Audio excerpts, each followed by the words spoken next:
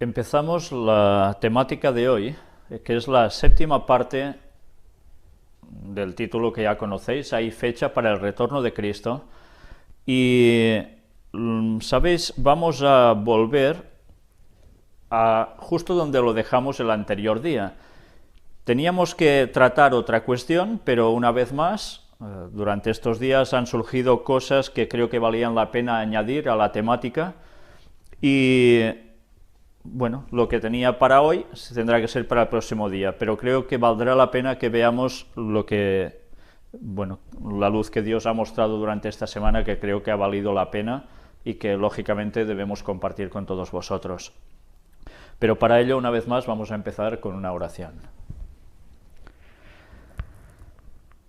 Padre nuestro que estás en los cielos, te queremos pedir, Señor, que tú nos ayudes a tener siempre la mente centrada en ti, en tu palabra, en que nos ayudes a profundizar tanto como quieras que lo hagamos. Amplía nuestra capacidad mental, Señor.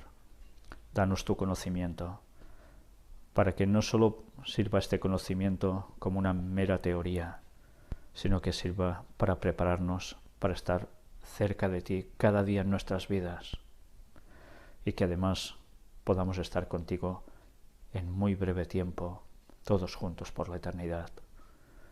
Perdona nuestros pecados, Señor. En el nombre de Jesús te lo pedimos todo.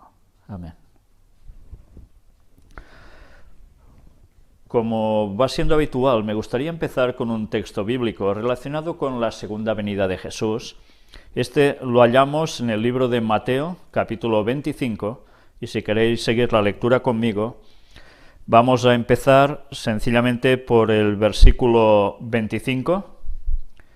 Bueno, empecemos por el 26 directamente y terminaremos en el 30.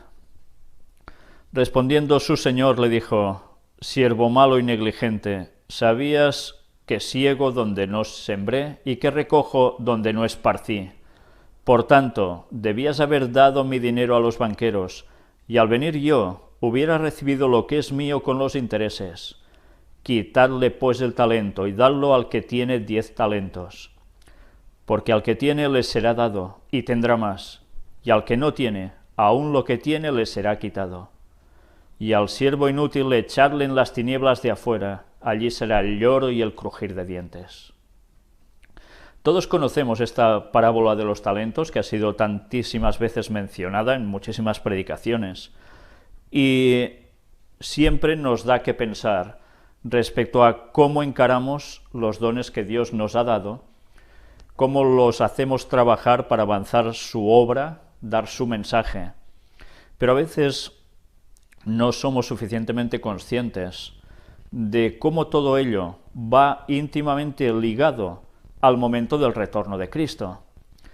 Y de un modo especial, me gustaría que nos centrásemos en prácticamente lo que es el último de los versículos, de los que hemos leído ahora. En el versículo anterior, al último, al 29, en el 29 nos dice: porque al que tiene le será dado, y tendrá más, y al que no tiene, aun lo que tiene le será quitado. ¿Qué es lo que uno tiene y el otro, lo poco que tiene, se lo quitan, mientras que al primero se lo multiplican? Evidentemente esto es la vida. No se va a tratar de seguir sumando dones uno a otro o restando dones a otro, sino sencillamente de la vida que Dios nos proporciona. Nosotros ahora ya podemos tener la vida si tenemos a Cristo. ¿Y qué vamos a tener cuando Él venga? Pues se va a multiplicar la vida que nos va a dar, va a ser la vida eterna. A los que tienen, si lo han trabajado bien, se les dará más, o sea, vida eterna. Pero en cambio, los que tienen poco, que no están íntimamente unidos con Cristo, sino todo lo contrario, esta poca vida que tienen ahora no les va a ser multiplicada más, sino precisamente se les va a quitar. Por eso, en el versículo 30, nos dice: y al siervo inútil echadle en las tinieblas de afuera, allí será el lloro y el crujir de dientes. Hoy vamos a hablar especialmente sobre este lloro y crujir de dientes. Pero esto tiene una relación con lo que hemos venido diciendo en el tema anterior, y ahora iréis viendo el por qué llegamos hasta este punto. Si empezamos a cambiar imágenes, vamos a ver precisamente cómo llegamos hasta este punto, y a partir de aquí empezaremos a enlazar con esta temática. Recordemos la Pascua como esa puerta pintada con la sangre de lo que era un cordero entonces, simbolizando a Jesús, las dos partes laterales de la puerta más el dintel. Todo esto era en Pascua, y vimos como la cruz era el cumplimiento de esa Pascua. Pero también todo esto nos estaba llevando a la segunda venida de Jesús. Y ya iremos viendo, a medida que vayamos desarrollando el tema, en que vendrá en Pascua Jesús. Juan 10, versículo 9 nos dice: yo soy la puerta, que el que por mí entrare será salvo, y entrará y saldrá y hallará pastos. Este texto lo estuvimos citando en uno de los temas de puertas dimensionales, para darnos cuenta que esa puerta que es Cristo tenía muchas implicaciones. En esos temas de puertas dimensionales nos dimos cuenta cómo hay esa puerta en nuestro cerebro, que es la que nos lleva a estar entrando Cristo hacia nosotros, nosotros en contacto íntimo con Él, pero cuidado, porque puede ser la puerta que dé acceso al diablo y no a Dios. Y que, además, bueno, la fotografía que veis a la izquierda es muy explícita, por qué punto es precisamente donde la voz de Dios o la voz del diablo entra en nuestro cerebro. Todo eso consultarlo en los temas que hablamos de puertas dimensionales, todo bien versado, no creáis que es ninguna tontería, ni ninguna cosa espiritista, ni nada parecido. Y lo relacionamos precisamente con Orión, que es la puerta, el corredor del cielo aquí y de aquí al cielo, esa constelación maravillosa de Orión. Pero evidentemente también todo esto nos llevaba a la puerta, cuando lleguemos allí, de la Nueva Jerusalén. Dicho esto, centrándonos ahora en lo que es para nosotros la puerta en definitiva, Cristo, veamos también otra connotación respecto al sábado en hebreo, ya que vimos que el sábado es precisamente esa señal, ese contacto íntimo con Dios, ese pacto a través de su llaga, que era esa puerta también para nuestra salvación. Enlazando todos estos conceptos, vamos a ver precisamente el sábado en hebreo tal como aparece escrito. Esto que veis aquí es de un interlineal hebreo-español. Recordemos que en hebreo se lee de derecha a izquierda y de arriba abajo. Si cogemos el versículo 11 del capítulo 20 del libro de Éxodo, que es del 8 al 11, donde se narra precisamente cuál es el cuarto mandamiento, que es el sábado, nos dice: pues 6 días hizo Yahvé los cielos y la tierra, el mar y todo lo que en ellos, y descansó en el día el séptimo. Por eso bendijo Yahvé día de el sábado y lo santificó. Pues centrémonos en la palabra sábado, que veis marcada en azul, tanto en español como en hebreo. Mirad cómo no os marco el sábado, sino sencillamente sábado, y arriba, en el hebreo, lo que es sábado tal como se escribe en hebreo. La primera letra que veis sería la referencia a el sábado. Cojamos solo sábado en sí. Tal como lo veis escrito, vamos a verlo, ellos lo hacen así. Son 3 letras, que leeríamos Shabbat, y que es igual a sábado.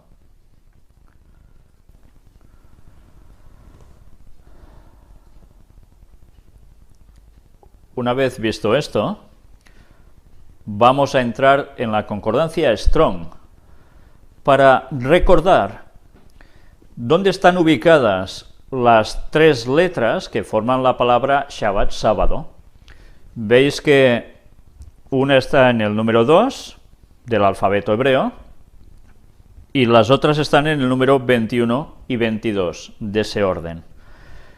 La número 2 es la Bet, luego vemos que la número 21 es la Shin y la 22 la Tav o la Tau. Dicho esto, y teniendo esto presente, vamos a verlo así también con otra perspectiva. El valor que se asocia a las letras no siempre se corresponde con el de con la tabla que hemos visto. Y por un lado, recordemos los números que hemos visto, en qué orden aparecían en el alfabeto, pero también el valor que ellos le dan a las letras. Leído así, sábado de derecha a izquierda, o Shabbat, bueno, vamos a verlo tal como lo tenemos aquí, valor 400, valor 2 y valor 300. Cada valor va asignado justo en su letra. Ahora, sencillamente, hagamos la recopilación, tal como lo hemos visto primero en Strong, por el número del alfabeto en el que aparece la letra, o las tres letras, y tenemos que una era en el número 21, otra en el 2 y otra en el 22. Si lo sumamos todo nos da 45, que es 4 más 5 desglosado, que da 9. Pero luego si lo fragmentamos numéricamente individualmente, nos da que 2 más 1 más 2 más 2 más 2 es igual también a 9. Pero si después cogemos ese valor asociado a la letra, tenemos que eran 400 más 2 más 300, que da un total de 702. Si desglosamos el 702 en 7 más 0 más 2, también, curiosamente, nos da 9. Lo hagamos como lo hagamos, nos da 9, que significa, y ya lo vimos en temas anteriores, sobre todo el tercer Elías, juicio. En la Biblia el 9 va asociado al juicio. En Shabbat numéricamente aparece 3 veces, tal como lo veis aquí, el juicio. Lo hagas como lo hagas, 3 veces 9. El juicio por parte de la divinidad al tercer milenio. 3 veces. La divinidad son 3. En el tercer milenio, ¿qué va a acontecer? Ya sabemos, termina el año de los 2000 años que hemos venido hablando después de la muerte de Cristo hasta que vuelva, y va a empezar el tercer milenio. ¿Qué va a ser? Juicio, porque es cuando Él vuelve. Todo esto nos lo estaba diciendo el sábado. El sábado va asociado a juicio. Por tanto, puede ser algo muy bueno, por un lado, pero como siempre nos da en las palabras hebreas, tiene las dos connotaciones. Puede ser algo muy positivo o algo totalmente contrario. Pero ahora miremos esto, como una contrarréplica a lo que Dios tiene como bueno. El domingo igual a 666 igual a anticristo, el que usurpa el lugar de Cristo. Génesis 4, versículos 6 y 7. Antes hemos hablado en un texto de una puerta, que ya sabemos quién era, ¿no? Es Cristo. Pues mirad ahora qué aparece aquí. Entonces Jehová dijo a Caín: ¿por qué te has ensañado y por qué ha decaído tu semblante? Si bien hicieres, ¿no serás enaltecido? Y si no hicieres bien, el pecado está a la puerta. Con todo esto, a ti será su deseo, y tú te enseñorearás de él. Ya vemos que esa puerta puede ser doble, o dos cosas pueden entrar por esa puerta. Puede ser el enlace con Cristo o puede ser el enlace con el pecado, por tanto con Satanás. De nosotros dependerá si queremos que en esa puerta entre uno o entre otro, porque ya sabéis, no se puede servir a dos señores, o sirves a uno o sirves al otro. Abajo os he puesto 3 fotografías, también como representación de todo lo contrario a lo que Dios quiere. Si hemos visto que domingo igual a 666 igual a anticristo, nos damos cuenta también de que hay ese ojo que todo lo ve, sociedades secretas, masonería, asociado a Vaticano, etcétera, etcétera. ¿Como representación de qué? Todos juntos bajo el manto del domingo y de la inmortalidad del alma, recordemos esto. Y no solo para un lugar en concreto, sino para todo el globo. Las profecías así nos hablan. Toda la tierra irá en pos de la bestia. Y en todas partes el domingo va a ser su marca. Pero a la derecha tenemos también la representación de la maqueta de lo que ellos pretenden que van a hacer también en la tierra, y va a ser el tercer templo de Jerusalén, donde debe asentarse su Mesías, el anticristo por excelencia. Si el papado o ese sistema papal es anticristo, luego vendrá, y ya no falta tanto, alguien haciéndose pasar por Jesús, que va a ser el mismo Satanás, el anticristo por excelencia total, y se va a aposentar en algún lugar. Y va a ser la contrarréplica, o la réplica, digamos, de la Nueva Jerusalén, donde el Mesías reina, y reinará con nosotros. Satanás no inventa nada, sencillamente coge lo mismo que las piezas divinas que Dios ha ordenado, y lo aplica en un modo distinto, para llevar a la confusión y a la perdición. Teniendo en cuenta esto, mirad esta imagen donde aparecen, a modo de resumen, 3 catecismos de la Iglesia Católica Romana. El primero es del año 1567. Y veis que está en latín. El del medio, además, ya veis que enseguida destaca algo de él, y es el sello de los jesuitas. Y en el sello de los jesuitas, ya sabéis, ese sol iluminado, etcétera, etcétera, ya hemos hablado mucho sobre eso también en temáticas anteriores. Este es del año 1710. Pero el de la derecha de todo, el que veis en color naranja, que fue, o el último, uno de los últimos que editó la Iglesia Católica, cuando Juan Pablo II estaba aún vivo, hay un algo especial, y ese algo especial resulta que está en todos, y es que todos hablan sobre el domingo. Me voy a acercar para ver un lugar que me interesa que estéis atentos. Justo en el del medio, en el de los jesuitas, vais a ver un punto donde nos dice práctica del catecismo romano y doctrina cristiana, sacada principalmente de los catecismos de Pío V y Clemente VIII, etcétera, etcétera. Con el concilio trincénito, mirad, con las divisiones y adiciones necesarias, bla, bla, bla, bla, bla, nos dice, al cumplimiento de las obligaciones,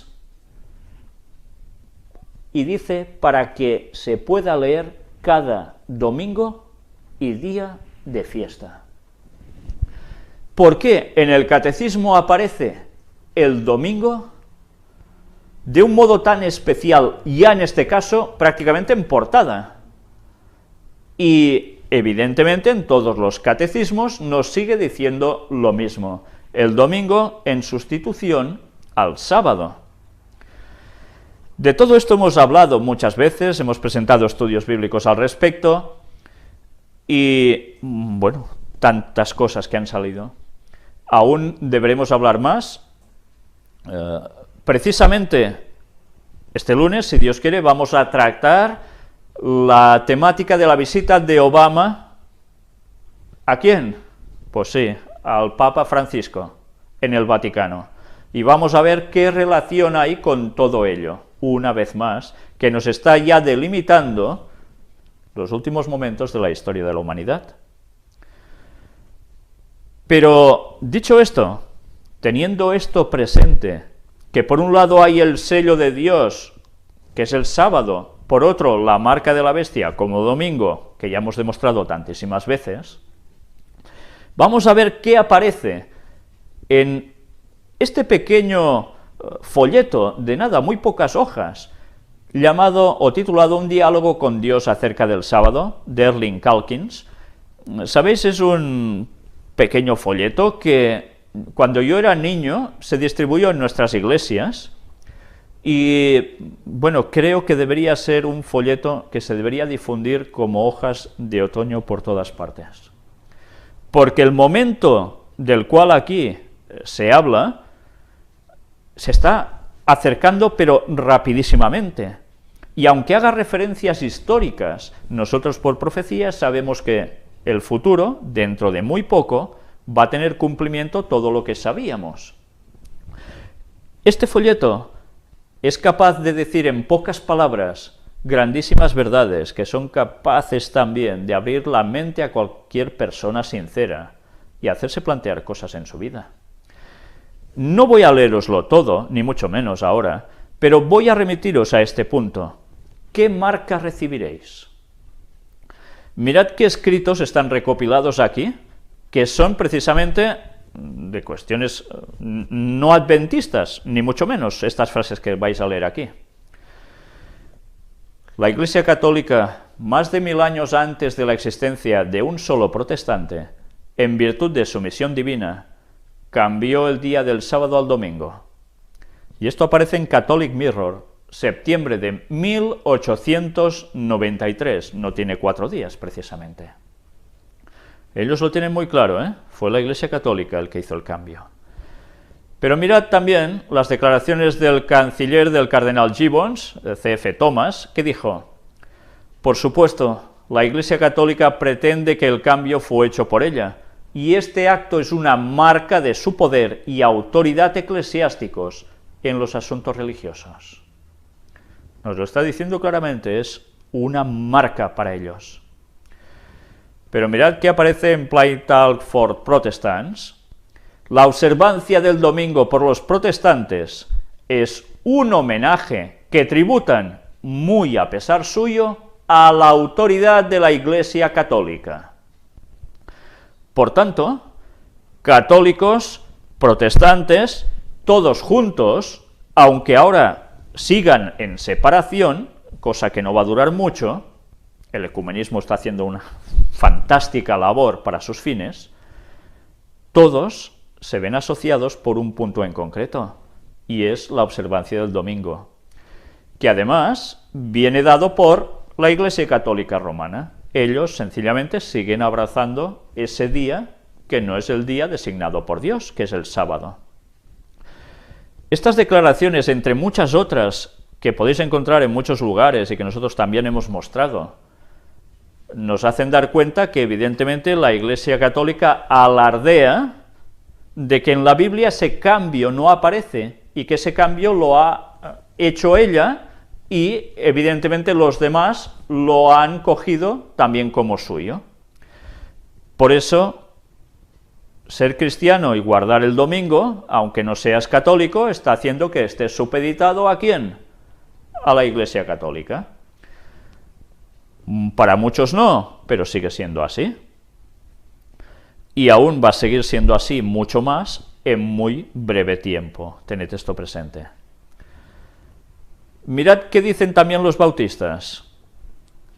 Hiscox, autor del Baptist Manual, nos dice: ha existido y existe un mandamiento que ordena guardar el sábado, pero el sábado no era el domingo. Se dirá, sin embargo, y con cierto aire de triunfo, que el sábado fue transferido del séptimo al primer día de la semana. ¿Dónde puede hallarse registrada esa transferencia? No en el Nuevo Testamento, absolutamente no. Por supuesto, bien sé que el domingo comenzó a observarse durante la historia cristiana primitiva, pero es lamentable que haya venido rotulado con la marca del paganismo y bautizado con el nombre del dios Sol, cuando fue adoptado y sancionado por la apostasía papal y transmitido como un sagrado legado al protestantismo. ¿Quién lo ha transmitido al protestantismo? El catolicismo. Pues imaginaos cuando el ecumenismo tiene dos puntos que son básicos para esa unión: inmortalidad del alma y domingo. Si creemos en cualquiera de esas dos cuestiones, vamos a caer en el ecumenismo, nos guste o no nos guste, porque recordemos que ese ecumenismo vendrá dado, sí, por un pacto entre dirigentes de esas denominaciones, pero después van a haber acontecimientos que van a ser magníficos, sobrenaturales, llevados por ángeles caídos y principalmente por Satanás, que no van a dejar dudas de que ellos deben andar juntos de la mano bajo estos conceptos. Y pobre de aquellos que los rechacen. Y santificad mis sábados, y sean por señal entre mí y vosotros, para que sepáis que yo soy Jehová vuestro Dios.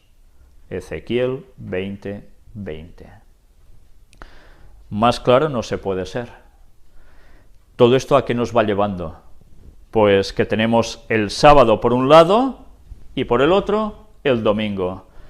Por un lado tenemos el cuarto mandamiento, tal como aparece en Éxodo 20, que brilla con esa luz especial distintiva, y por el otro lado tenemos el catecismo romano, de donde se extrae, evidentemente, que el domingo es el día de reposo, ya no es el sábado. Por tanto, tenemos sello de Dios invisible en las frentes de los de su pueblo, que es una marca que el ángel podrá ver, pero no la veremos nosotros con nuestros ojos. Y luego hay la marca de la bestia en las manos o frentes de los de su pueblo, de los que son enemigos del pueblo de Dios. Pues ya vemos que por comparativa el sábado va asociado a tantos términos, y la famosa tau, esa marca de cruz que iba asociada al sábado, nos está dando la connotación que es ese sello de Dios invisible puesto en las frentes de su pueblo. Recordemos, en la Pascua se marcó el dintel y los dos postes de la puerta con la sangre de Cristo.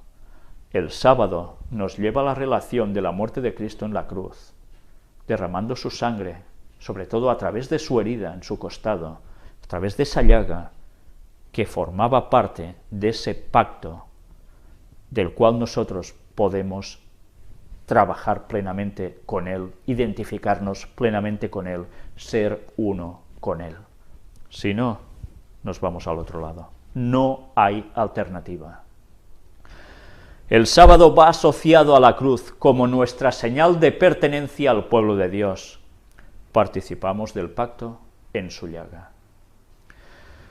Y ahora vamos a ver perspectiva adicional que ahora veremos en los textos referentes a llevar su cruz, porque ahora entenderemos también de un modo distinto, de un modo adicional, no suprimiendo la verdad que hemos conocido siempre como qué significa llevar su cruz, la cruz de Cristo, en nuestras vidas. Todos recordamos que cuando hablamos de llevar una cruz, que cada uno tiene su cruz y hay que llevarla, etcétera, etcétera, siempre lo relacionamos ¿con qué? Pues que seguimos a Cristo y eso implica la base problemas, de datos de virus sean a nivel ha sido familiar, actualizada. de traiciones familiares, a nivel laboral, a nivel social, etcétera, etcétera. Esto es llevar la cruz. Pero todo esto, dándonos cuenta de la connotación que ha tenido la cruz referente a lo último que hemos venido mostrando, nos va a llevar a otros planteamientos añadidos, además, a esas grandes verdades que ya sabíamos y que quizás no terminábamos de percibir. Mateo 10:38 nos dice: y el que no toma su cruz y sigue en pos de mí, no es digno de mí. Ahora, por tanto, tengamos presente cruz también como sello, como tau. Si tomas, el que no toma esa cruz y sigue en pos de mí, no es digno de mí. Si no aceptas ese sábado y sigues en pos de mí, no eres digno de mí. Mirad cómo ahora ese detalle, esa palabra de cruz, nos está dando una dimensión mucho más abarcante de la que teníamos. Pero además, todo esto, ¿con qué lo estamos asociando? Ya lo iremos viendo. ¿En qué momento podemos asociar esto? Mateo 16:24 también nos dice: entonces Jesús dijo a sus discípulos: si alguno quiere venir en pos de mí, niéguese a sí mismo y tome su cruz y sígame. Por tanto, si guardas el sábado, evidentemente te tendrás que negar a ti mismo, porque sabes que si guardas el sábado vas a tener problemas. No he venido a traer, ¿qué dijo Jesús? Paz, sino espada. ¿Pero por qué? ¿Él quería conflicto, que llevásemos el conflicto con nosotros donde fuéramos? No, él quería llevar el mensaje de salvación, de pacto, de cruz. Pero eso no interesa. A los demás normalmente no les interesa. Y nosotros, a la hora de aceptar, nos hemos de negar a nosotros mismos también. Porque lo más fácil es decir, pues no quiero eso, paso de esto y hago la vida como todos los demás. Marcos 8, del 34 al 38 nos dice: y llamando a la gente y a sus discípulos les dijo: si alguno quiere venir en pos de mí, niéguese a sí mismo y tome su cruz y sígame. Y mirad ahora con qué lo va asociando. Porque todo el que quiera salvar su vida, la perderá. Y todo el que pierda su vida por causa de mí, del Evangelio, la salvará. Porque, ¿qué aprovechará el hombre si ganare todo el mundo y perdiere su alma? ¿O qué recompensa dará el hombre por su alma?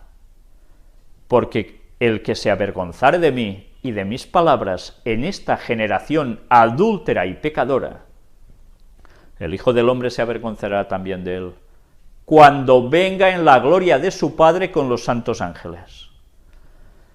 Mirad cómo este último versículo nos da una asociación entre llevar esa cruz respecto a qué momento de la historia. El momento final, cuando venga por segunda vez.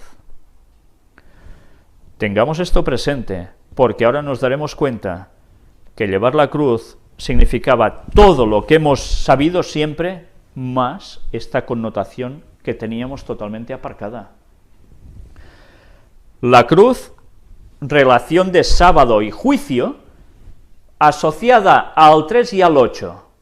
Esto es lo que vamos a ver en el texto que leeremos ahora, que evidentemente el 3 y el 8 van asociados ¿a qué? A la destrucción en la segunda y tercera venida de Jesús. Recordemos, el 3, ¿qué es? Pues el inicio del tercer milenio, es cuando Cristo viene, al final del segundo milenio, empieza el 3, viene Jesús. ¿Y el 8 qué es? Al final de los 7000 años, ¿qué sucede? Pues ya lo sabemos, ¿no? Cuando se cumple el año 7000, Jesús viene. ¿Por cuántas veces? Aquí ya es la tercera. ¿Pero viene con quién? Con todos los santos. En la Nueva Jerusalén hay la resurrección de los malvados y los malos que son destruidos. Por tanto, es su fin. Va asociado todo a juicio. Y en el octavo que hay, a partir de eso, es la eternidad. Es vivir para siempre como Dios quería. Pero para otros eso ha sido precisamente motivo de perdición. La cruz asociado a sábado, asociado a juicio. ¿Por qué? Porque si tú desprecias al que estaba en la cruz y no guardas sus mandamientos, has despreciado su herida en el costado, has despreciado lo que nos va a dar la salvación. Por tanto, para nosotros también va a ser un juicio. Pero recordemos que hay un texto que nos decía, el juicio, ¿por quién empieza? El juicio empieza por los de la casa de Dios. Tengamos esto presente, porque muchas veces hablamos del juicio como a todos los demás, pero es que el juicio empieza por la casa de Dios. Desde 1844, desde el 22 de octubre de 1844, ese juicio ha empezado. Y ese juicio ha empezado por Adán y por todos los que van a ser salvos a través de la historia. Pero imaginaos que nosotros decimos que somos seguidores de Cristo, que guardamos el sábado más o menos, pero que en verdad nuestro corazón no está ligado a Cristo. El fariseísmo no nos va a salvar, porque va a llegar un momento en que guardar ese sábado va a implicar vida o muerte, o sello de Dios o marca de la bestia. ¿Seremos fieles hasta ese momento? Esto está a la vuelta de la esquina. Nos quedan muy pocos años para que esto suceda, y no son bromas. Pero veamos precisamente el texto de Lucas 9, del 22 al 28, que nos dice: y diciendo, es necesario que el Hijo del Hombre padezca muchas cosas, y sea desechado por los ancianos, por los principales sacerdotes y por los escribas, y que sea muerto, y resucite al tercer día. Recordemos la asociación de conceptos en que cuando Cristo estaba haciendo referencia a esto, recordaremos también textos que hemos citado en el tercer Elías y que volveremos a mostrar para encajarlo ya definitivamente todo, como ese famoso texto de Oseas 6, del 1 al 3. Ya hablaremos de eso con más detalle. Pero en ese tercer día sucede algo. ¿Qué pasa con Jesús al tercer día? Resucita. Y nosotros participamos de todo lo suyo, ¿no? Dicen los textos. Por tanto, ¿qué va a suceder en ese tercer día milenial después de la muerte de Cristo en la cruz? O sea, después de 2000 años, en el que ya empiece el tercero. ¿No va a haber resurrección de los muertos, de los salvos? ¿No vamos a tener todos vida? Y decía a todos: si alguno quiere venir en pos de mí, niéguese a sí mismo, tome su cruz cada día y sígame. No dice día sí, día no, dice cada día. Recordemos que para llegar a ser de los 144.000 se necesitará tener una perfección de carácter total. ¿Y eso cómo se consigue? Pues solo de este modo, tomando su cruz cada día, resistiendo hasta el final con Cristo. Porque todo el que quiera salvar su vida, la perderá, y todo el que pierda su vida por causa de mí, éste la salvará. ¿Cuántas veces, por no querer perder nada de aquí, y menos la vida, con todo lo que viene, qué situación siempre ha sido implícita a la persona que ha guardado el sábado, tener problemas siempre, pero que cuando llega el momento definitivo, ley dominical, ¿qué va a suceder? Cogerás esa cruz cada día y pensarás en si me muero o me matan, ¿qué vamos a hacer? Después tengo la vida eterna, o me voy a echar atrás para salvar mi vida aquí, y después resulta que voy a perder la eternidad. Pues, ¿qué aprovecha el hombre si gana todo el mundo y se destruye o se pierde a sí mismo? Porque el que se avergonzare de mí, de mis palabras, de este se avergonzará el Hijo del Hombre cuando venga en su gloria y en la del Padre y de los santos ángeles. Mirad cómo todo esto va asociado ¿a qué? A la segunda venida de Jesús, ¿que viene solo? No. Dice, el Hijo del Hombre cuando venga en su gloria y en la del Padre y de los santos ángeles. El cielo queda vacío. Vienen todos. Pero os digo en verdad que hay algunos de los que están aquí que no gustarán la muerte hasta que vean el reino de Dios. ¿Y qué sucede cuando dice esto? Aconteció como 8 días después de estas palabras que tomó a Pedro, a Juan y a Jacobo y subió al monte a orar. Coge a 3 de los discípulos, seleccionados, 3. ¿Con Cristo cuántos eran? 4. Todo esto lo explicamos en el tercer Elías. Os remito, para no ahondar más ahora, en esas temáticas que os van a aclarar una serie de conceptos numerológicos bajo símbolos que debemos conocer, porque toda la Biblia a través de esto nos estaba marcando la primera venida de Jesús, pero también la segunda, y eso debemos conocerlo. Pero bien, como ahora no voy a ahondar en ello, que ya lo dijimos en su momento, y vamos a presentar bueno, no sé si una, dos o no sé cuántas temáticas, cogiendo solo, extrayendo de esos temas, los lugares donde estuvimos mostrando todas estas connotaciones. No sé si serán 3 temas, quizás, más o menos. Y veréis cómo en esas grabaciones en directo estábamos diciendo un montón de significados que aparecen en nuestras Biblias y que no percibíamos hasta que, evidentemente, conoces ese código. Una vez conoces ese código, ya por toda la Biblia encuentras lo mismo. Por eso Elena White decía que por toda la Biblia encontraríamos eso, el momento del retorno de Cristo. Y no era ninguna tontería. Ahora es más que evidente. Mirad que aparece también en Lucas 14:27. Y el que no lleva su cruz y viene en pos de mí, no puede ser mi discípulo. Ser discípulo, ¿qué significaba en esa época? ¿El discípulo iba por su cuenta? No. El discípulo iba con su maestro siempre. Y ahora vamos a ver asociación de una letra a una palabra. Esto es interesante, ¿eh? En hebreo, aquí tenéis Shabbat, sábado. Sabemos y hemos visto que hay números asociados a las letras, pero también las letras tienen connotaciones como de palabra, de una palabra. Y mirad cómo en estas 3 letras hay 3 palabras asociadas, una para cada letra. Si vamos de izquierda a derecha, vemos que nos pone nota, casa, dientes. Cada letra tiene una de estas connotaciones. Automáticamente, cuando uno ve esto, dices, esto me hace pensar en algo. ¿En qué? Pues vamos a ver textos bíblicos asociados a estos conceptos. 3 conceptos, ya veis. Empezamos por Mateo 22, del 1 al 9. Respondiendo Jesús les volvió a hablar en parábolas diciendo, el reino de los cielos es semejante a un rey que hizo fiesta de bodas a su hijo, y envió a sus siervos a llamar a los convidados a las bodas, mas éstos no quisieron venir.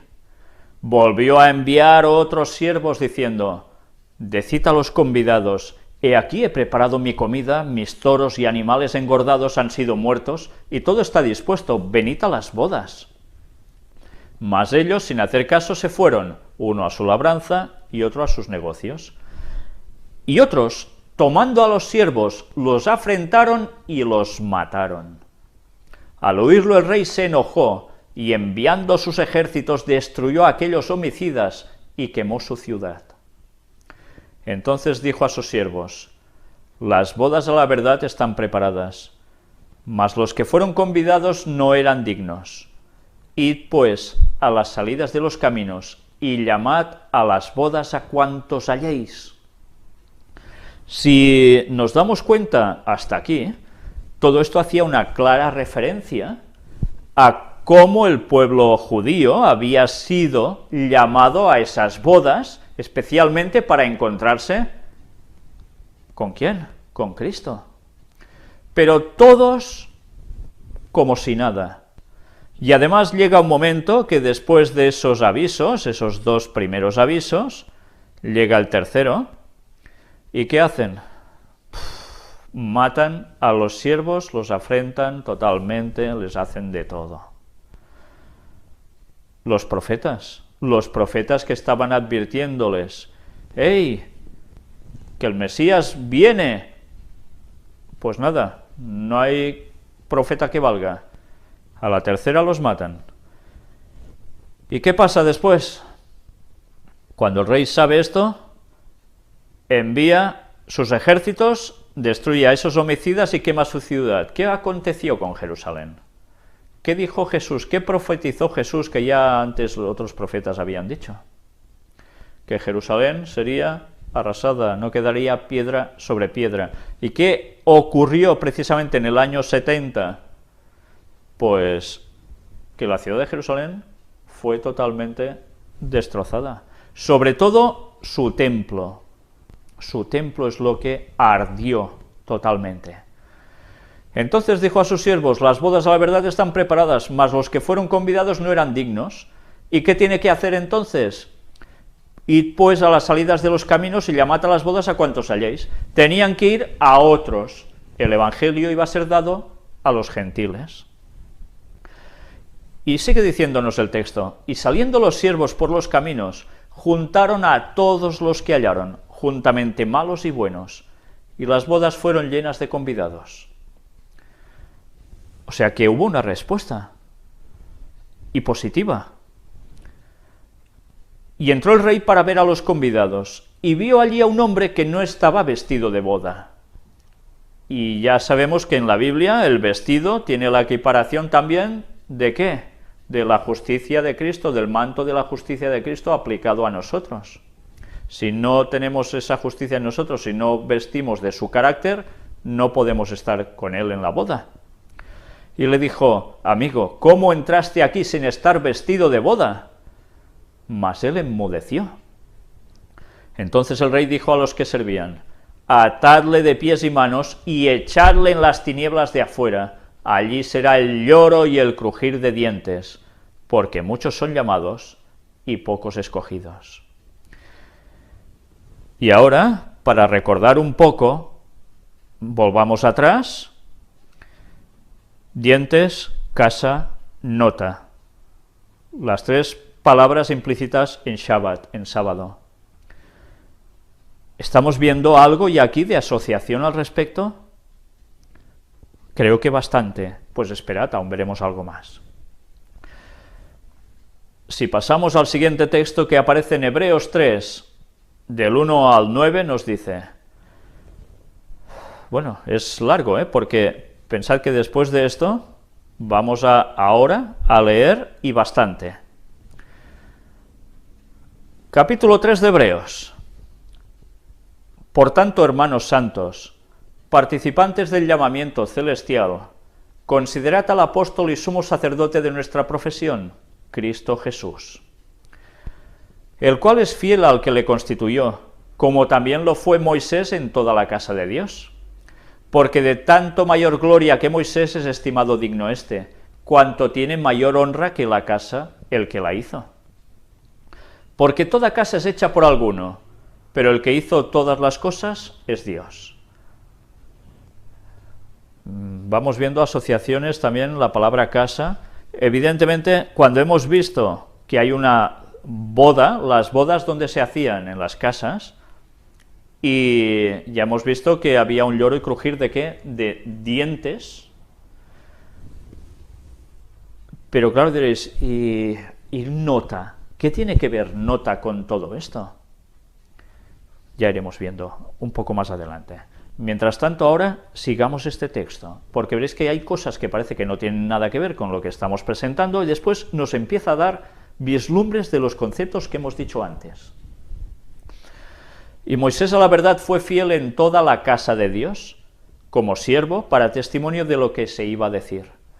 Pero Cristo como hijo sobre su casa, la cual casa somos nosotros, si retenemos firme hasta el fin la confianza y el gloriarnos en la esperanza.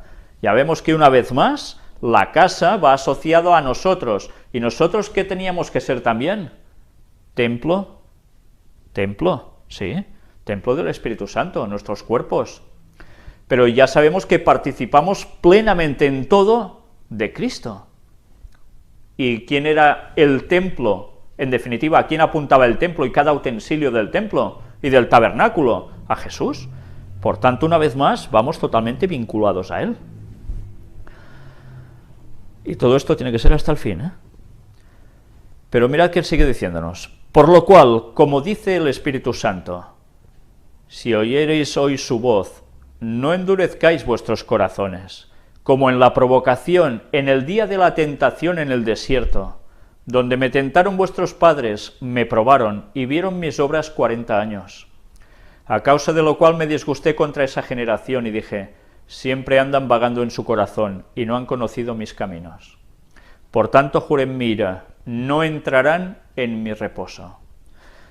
Entrar, evidentemente, ya nos da un concepto, ¿no? ¿Dónde hemos de ir nosotros al final de los tiempos? ¿No hemos de ir a la casa de Dios? ¿No hemos de ir al reino de Dios?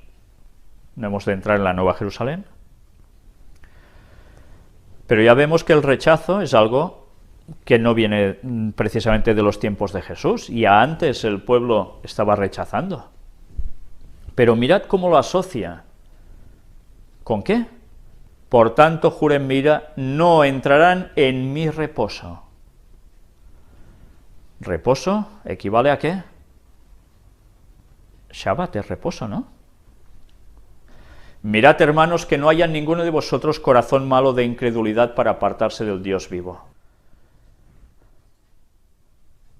Antes, exhortaos los unos a los otros cada día, entre tanto que se dice hoy, para que ninguno de vosotros se endurezca por el engaño del pecado. Porque somos hechos participantes de Cristo, con tal que retengamos firme hasta el fin nuestra confianza del principio. Ya veis, somos hechos participantes de Cristo, asociado a sábado, asociado a tierra prometida. Canaán de aquí, sí, pero después Canaán celestial también. Entre tanto que se dice, si oyereis hoy su voz, no endurezcáis vuestros corazones como en la provocación. ¿Quiénes fueron los que, habiendo oído, le provocaron? ¿No fueron todos los que salieron de Egipto por mano de Moisés? ¿Y con quiénes estuvo el disgustado 40 años? ¿No fue con los que pecaron, cuyos cuerpos cayeron en el desierto? ¿Y a quiénes juró que no entrarían en su reposo, sino a aquellos que desobedecieron? Mirad, entrar en su reposo, en ese descanso que Dios nos puede dar, si desobedecemos, no lo conseguiremos. Y ya vemos que la obediencia va ligada ¿a qué? Lógicamente a los mandamientos. Además, ¿a qué? Al sábado, su reposo. Y vemos que no pudieron entrar a causa de incredulidad. Y Hebreos 4 también nos dice, temamos pues, no sea que permaneciendo aún la promesa de entrar en su reposo, alguno de vosotros parezca no haberlo alcanzado. Porque también a nosotros se nos ha anunciado la buena nueva como a ellos, pero no les aprovechó el oír la palabra, por no ir acompañada de fe en los que la oyeron. Pero los que hemos creído, entramos en el reposo, de la manera que dijo, por tanto, juré en mi ira, no entrarán en mi reposo, aunque las obras suyas estaban acabadas desde la fundación del mundo. Mirad cómo enlaza el reposo, ¿con qué? Con el momento de la creación. Por tanto, ¿con qué? Con el sábado. Descanso. Una vez más, nos va a emplazar a lo mismo al fin. Porque en cierto lugar dijo así del séptimo día, y reposó Dios de todas sus obras en el séptimo día. Y otra vez aquí, no entrarán en mi reposo. Mirad cómo asocia guardar el sábado con entrar en su reposo. No son dos cosas totalmente diferenciadas, sino que van andando de la misma mano. Por lo tanto, puesto que falta que algunos entren en él, y aquellos a quienes primero se les anunció la buena nueva no entraron por causa de desobediencia, otra vez determina un día. Mirad, otra vez determina un día. Hoy, diciendo después de tanto tiempo, por medio de David, como se dijo, si oyereis hoy su voz, no endurezcáis vuestros corazones. Porque si Josué les hubiera dado el reposo, no hablaría después de otro día. Por tanto, queda un reposo para el pueblo de Dios. Porque el que ha entrado en su reposo, también ha reposado de sus obras, como Dios de las suyas. Procuremos, pues, entrar en aquel reposo, para que ninguno caiga en semejante ejemplo de desobediencia. Porque la palabra de Dios es viva y eficaz, y más cortante que toda espada de dos filos, y penetra hasta partir el alma y el espíritu, las coyunturas y los tuétanos, y discierne los pensamientos y las intenciones del corazón. Mirad cómo está asociando entrar en su reposo, su tierra prometida, con su sábado, pero nos dice que ninguno caiga en semejante ejemplo de desobediencia, porque desobedecer en ese punto es perderse entrar en su reposo, la vida eterna, el sábado del que gozaremos. De eso era el símbolo del sábado de la creación. Y mirad cómo va asociado todo esto a la palabra de Dios que penetra en nosotros hasta tal punto que nos discierne de arriba abajo, nos hace ese escáner total para saber si vamos bien o vamos mal, todos nuestros pensamientos de arriba abajo. Y no hay cosa creada que no sea manifiesta en su presencia. Antes bien, todas las cosas están desnudas y abiertas a los ojos de aquel a quien tenemos que dar cuenta. Por tanto, teniendo un gran sumo sacerdote que traspasó los cielos, Jesús, el Hijo de Dios, retengamos nuestra profesión. Mirad cómo una vez más todo esto lo asocia a la función de Jesús como sumo sacerdote que traspasó los cielos. La puerta. Él es esa misma puerta y es la que nos da acceso al trono de Dios.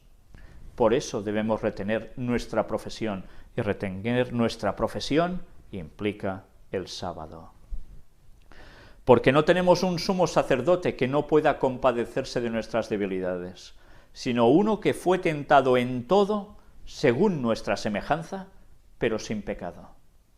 Acerquémonos, pues, confiadamente al trono de la gracia, para alcanzar misericordia y hallar gracia para el oportuno socorro. Que no podemos seguir a Cristo, que no podemos guardar sus mandamientos, confía en Él, y Él te llevará hasta el trono de la gracia. Y llegar hasta el trono de la gracia es tu salvación, la mía, la de todos. Guardar el sábado es nuestra señal. Y volviendo con los textos anteriores, leemos Lucas 13, del 22 al 30 nos dice: pasaba Jesús por ciudades y aldeas, enseñando y encaminándose a Jerusalén. Y alguien le dijo: Señor, ¿son pocos los que se salvan? Y él les dijo: esforzaos a entrar por la puerta angosta, porque os digo que muchos procurarán entrar y no podrán. Después que el padre de familia se haya levantado y cerrado la puerta, y estando fuera empecéis a llamar a la puerta diciendo: Señor, Señor, ábrenos, él respondiendo os dirá: no sé de dónde sois. Entonces comenzaréis a decir: delante de ti hemos comido y bebido, y en nuestras plazas enseñaste. Pero os dirá: os digo que no sé de dónde sois, apartaos de mí todos vosotros, hacedores de maldad. Personas que dirán que han tenido un contacto íntimo con Cristo, que iban a la par con Él, y Él les dice: apartaos, hacedores de maldad. Allí será el llanto y el crujir de dientes, cuando veáis a Abraham, a Isaac, a Jacob y a todos los profetas en el reino de Dios, y vosotros estéis excluidos. Porque vendrá del oriente y del occidente, del norte y del sur, y se sentarán a la mesa en el reino de Dios. Vendrán de todos estos lugares, de todo el mundo.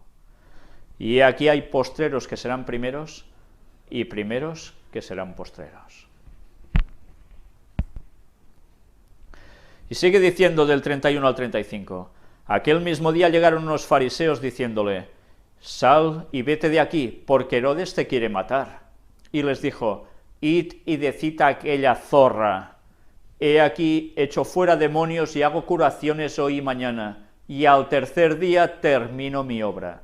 Al tercer día termino mi obra. Recordemos, y luego lo veremos, después de tratar de todos estos textos, con el próximo tema. Un día igual también en profecía a 1000 años, no solo a un día por año. 2 días, 2000 años, y al tercero termina su obra. ¿Cuál es su obra? La consumación de los tiempos, su regreso. Sin embargo, es necesario que hoy y mañana y pasado mañana siga mi camino, porque no es posible que un profeta muera fuera de Jerusalén. Jerusalén, Jerusalén, que matas a los profetas y apedreas a los que te son enviados. ¿Cuántas veces quise juntar a tus hijos, como la gallina a sus polluelos debajo de sus alas, y no quisiste? Y aquí vuestra casa os es dejada desierta, y os digo que no me veréis, hasta que llegue el tiempo en que digáis, bendito el que viene en el nombre del Señor. Su casa desierta, ¿y con qué lo está relacionando? Casa con venida. ¿Connotación de la palabra venida también?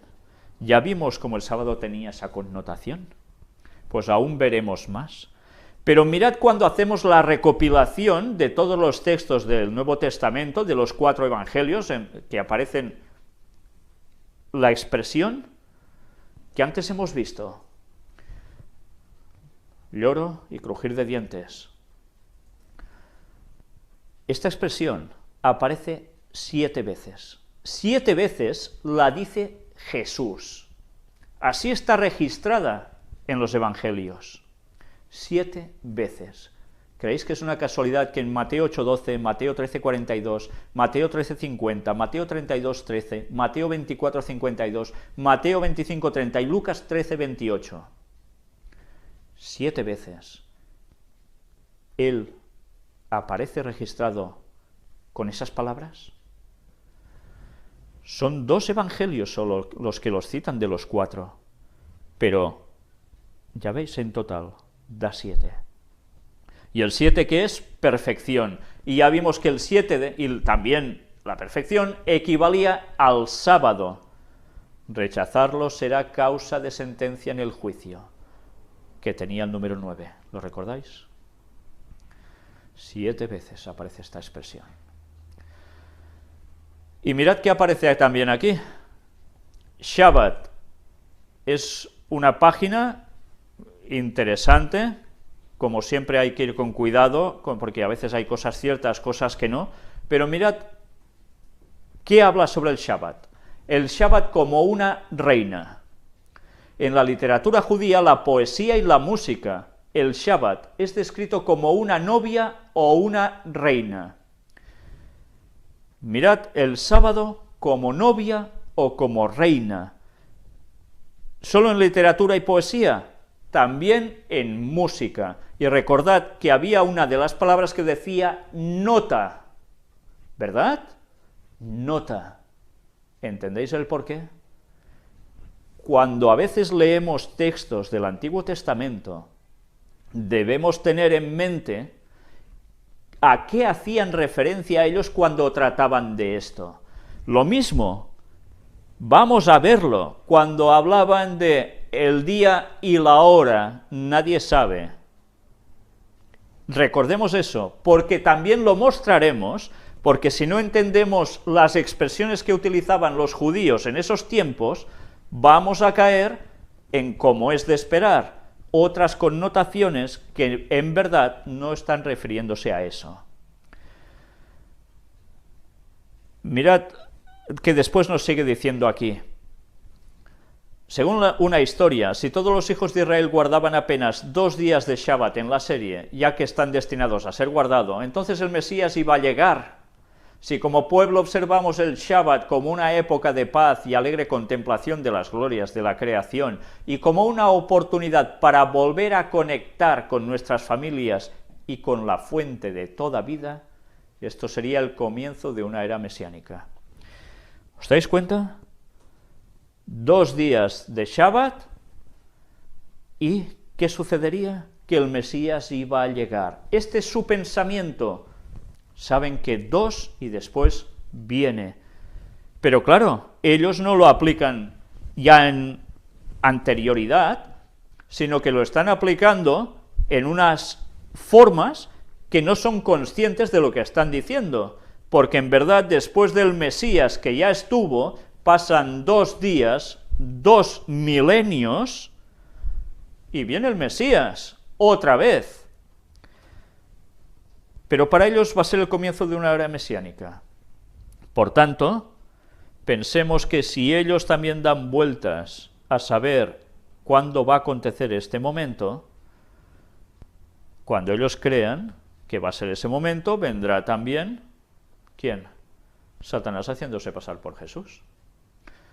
¿Y Satanás sabe cuándo va a venir Jesús? Para hacer, como no, la copia, el plagio, y ponerse él en sustitución de Cristo, para embaucar a todo el mundo de una forma definitiva. ¿Creéis que Satanás no lo sabe? Ya lo iremos viendo también. Pero de aquí recordad la nota como descripción de novia o reina asociado al sábado. Y mirad de aquí también qué nos aparece, hablando sobre el Shabbat y Teshub. En hebreo las palabras son números. Cada concepto tiene una representación cuantitativa. Tanto la palabra Shabbat como la palabra Teshub, formadas por las mismas letras, suman idéntico valor. Shin más Bet más Taf o Tau, igual a 300 más 2 más 400, igual a 702. ¿Sabéis? Esto lo encontré después de buscar yo las numeraciones y sacar la conclusión que salía esto mismo, y que 702 además era 7 más 2 igual a 9, que equivalía a juicio. Y esto lo he encontrado después, lo hemos añadido a última hora. Es decir, que el mismo Shabbat está intrínsecamente relacionado con la actitud de Teshub, que significa retornar. Y ya vimos que sábado también tenía esa connotación. Por tanto, ¿a qué conclusiones llegamos con todo ello? El sábado será la señal para entrar en el reino de Dios, su casa, sin la cual será el lloro, que es dar la nota, porque la palabra lloro en el hebreo original, cuando buscamos, nos está diciendo que es como algo desmedido, como gritando mucho, muy fuerte ese lloro, una nota que se oye mucho. Y el crujir de dientes. Mirad cómo casa, nota, dientes, cada una de las letras que forma Shabbat, sábado, entra precisamente en esto. El sábado será la señal para entrar en el reino de Dios. ¿Que esto, a qué nos lleva a pensar esto? Pues igual a casa, como una novia ataviada para su esposo cantando felizmente. Como siempre, hay esas dos connotaciones. Si tú guardas el sábado, tienes la señal de Dios, tienes la Tau en tu frente, entrarás en la casa de Dios, en su reino, como una novia ataviada para su esposo. Ya lo hemos visto, la connotación de novia, sobre el sábado. Pero tú vas a llorar, vas a quejarte, vas a crujir dientes, no, tú cantarás feliz, porque te encuentras con el esposo. Como siempre, las dos vertientes sobre una misma palabra o una misma expresión nos lleva hacia un lado o al extremo totalmente contrario.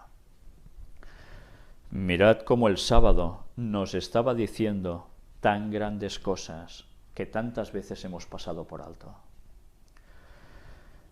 Y hoy lo vamos a dejar aquí. El próximo día entraremos donde habíamos dicho que nos tocaría hoy, pero no ha podido ser por todo esto que hoy os he mostrado.